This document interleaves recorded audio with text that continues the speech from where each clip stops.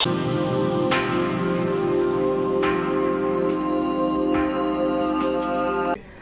बड़े सियासी खानदान की छोटी बहू और दूसरी ओर सोशल मीडिया की लोकप्रियता के घोड़े पर सवार ताजा ताजा बना युवाओं के दिलों का सम्राट। सांपों के जहर को लेकर बिछाए गए इस जाल के दूसरे छोर पर खड़ी है सत्ताधारी बीजेपी। क्या ये पशु अधिकारों की लड़ाई लड़ने वाली दिग्गज नेत्री की सामान्य कार्रवाई है या अपनी सियासत बचाने के लिए सोच समझकर चला गया सियासी दांव? क्या एल्विश यादव बीजेपी के दिग्गजों की लड़ाई में मोहरा बन गए हैं या फिर वे वाकई एक भटके हुए नौजवान हैं जो धोखे से ट्रैप भी हो गए?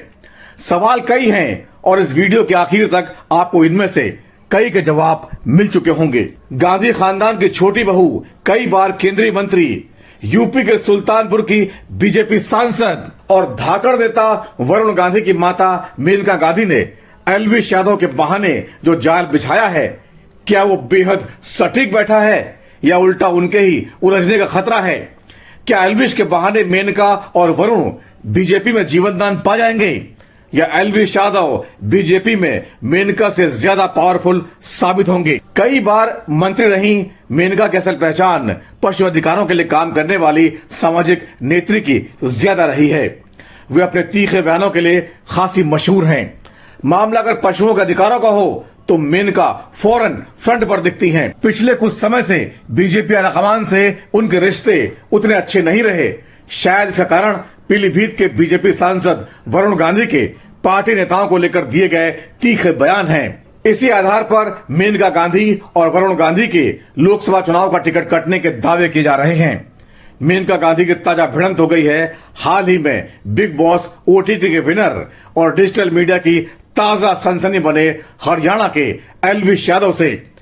रियलिटी शो जीतने के बाद युवाओं के बीच हिंदू हृदय सम्राट माने जा रहे एल्विश खासे लोकप्रिय हैं और उनकी लोकप्रियता को बढ़ाने की कोशिश हरियाणा बीजेपी के कई नेता करते रहे हैं। एल्विश यादव को लेकर 3 नवंबर को खबर आई कि उनके साथियों ने नोएडा में एक रेव पार्टी के दौरान जहरीले सांपों और उनके जहर की तस्करी की।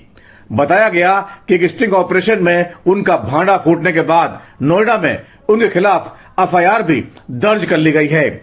एल्विश यादव पर यह sting operation people for animals यानी पीएफए संस्था ने किया, जिसकी संस्थापक मेनका गांधी ही हैं। एल्विश के ऊपर एफआईआर दर्ज होने के बाद मेनका गांधी का एक वीडियो सामने आया जिसमें वे एल्विश यादव पर गंभीर आरोप लगाते हुए उन्हें फौरन गिरफ्तार करने की मांग कर रही हैं। फिर उसके बाद पता चला कि ये बेचता है इनका वेनम। तो ये ट्रैप के लिए हमने उन्हीं को ही फोन करके कहा कि हम पार्टी कर रहे हैं, आप अपने लोगों को भेजिए। पहले उसने लोगों को भेजा देखने के लिए कि ये ट्रैप है या क्या है, लेकिन उसको लगा कि सब कुछ सही है तो 5 लोगों को भेजा स्नेक वेनम के साथ और सांपों के साथ, और ये सप्लाई करता है गुड़गांव में और नोएडा में। मेनका गांधी ने मीडिया से कहा एल्विश यादव को तुरंत गिरफ्तार किया जाना चाहिए। उन्होंने जो किया है वो ग्रेड 1 अपराध है, यानी 7 साल की सजा। उनकी संस्था पीएफए ने बाकायदा जाल बिछाकर यानी स्टिंग ऑपरेशन करके एल्विश के साथियों को दबोचा है। आरोप लगाया गया है एल्विश अक्सर अपने वीडियो में सांपों की खत्म हो रही प्रजातियों का इस्तेमाल करते हुए नजर आते हैं, लेकिन एल्विश यादव ने सोशल मीडिया पर मेनका पर जो पलटवार किया उससे बीजेपी के कई बड़े नेता भी सन्न रह गए। एल्विश ने जो लिखा उसको सियासी तौर पर अपनी धमक दिखाने की कोशिश के तौर पर देखा जा रहा है। मेनका गांधी जैसी धाकड़ नेता जिनके बेटे वरुण गांधी खुद बेरोजगार युवाओं के बीच खासे लोकप्रिय हैं, उनके टिकट कटने की बात करके एल्विश क्या जताना चाहते थे? उन्होंने लिखा इस कौन पर इल्जाम लगा दो, मुझ पर लगा दो, ऐसे मिलती है लोकसभा की टिकट। इसके साथ ही shame on Maneka Gandhi hashtag भी वायरल कर दिया। बीजेपी के इतने बड़े नेता को यह खुलेआम चैलेंज था। ऑल्दो मेरा मन नहीं करता भाई कि मैं सीरियस माहौल में रहूं या फिर सीरियस बातें करूं, ऐसी सारी चीजें, बट जो झूठी खबरें फैलती है ना खासकर मेरे खिलाफ बेफालतू में भाई, ना मेरा कोई लेना देना इन चीजों से, ना मैं, मेरे तो व्लॉग्स देखते हो भाई, रोज व्लॉग्स आते हैं, कभी कहाँ हैं, कभी लंदन, कभी शूट कर रहे हैं मुंबई में, ऐसे तैसे कर रहे हैं, घर वालों के लिए घर पर टाइम नहीं दे पा रहे और ये सब काम करेंगे। वाह, इल्जाम भी कैसे लगाएं, जहरीले सांपों का जहर। वाह भाई, यही तो काम बच रहे हैं मेरी जिंदगी में कि मैं जहरीले सांपों का जहर बेचूं, ये किसी को दूं, नशा करूं इन चीजों का। वाह वाह, बहुत बढ़िया। एल्विश ने भले ही खुद को बेकसूर बता दिया हो, लेकिन सच्चाई यह है कि रेव पार्टियों में नशे के लिए सांप का जहर पहुंचाने के आरोप में उन पर नामजद एफआईआर दर्ज हुई है। मेनका गांधी की संस्था के मुताबिक एल्विश के साथियों के पास से 9 प्रजातियों के सांप समेत जहर बरामद हुआ है।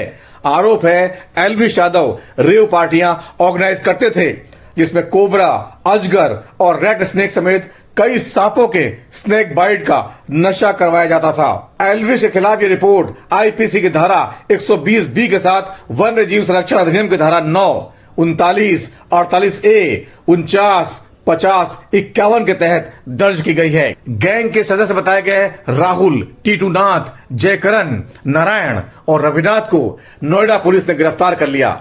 हालांकि सपेरे के एक साथी ने एल्विश को क्लीन चिट दी है। ये तो सारा राजनीतिक मुद्दा बना के एल्विश यादव जी को भी बदनाम करने की वही राजनीतिक मुद्दा है, और इन गरीब लोगों की आड़ लेके ये सपेरे लोग हैं, चलो इनको फंसा दो कि इनसे ये ड्रग्स और जहर खरीदते थे। ये तो यादव जी को बदनाम करने के लिए बहुत बड़ी गेम साजिश खेली जा रही है। इस बीच एल्विश आर्मी यानी उनके सपोर्टर भी कूद गए हैं। सोशल मीडिया पर उनके समर्थन में कई हैशटैग ट्रेंड करने लगे और फैंस के बयानों की बाढ़ सी आ गई।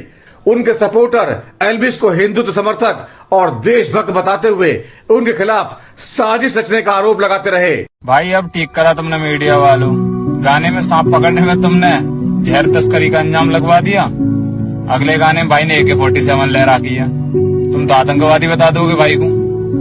सोच समझ लो, सच्चा देशभक्त है। जय श्री राम। आरोप लगने पर एल्विश ने खुद वीडियो पोस्ट कर अपने आप को बेकसूर बता दिया।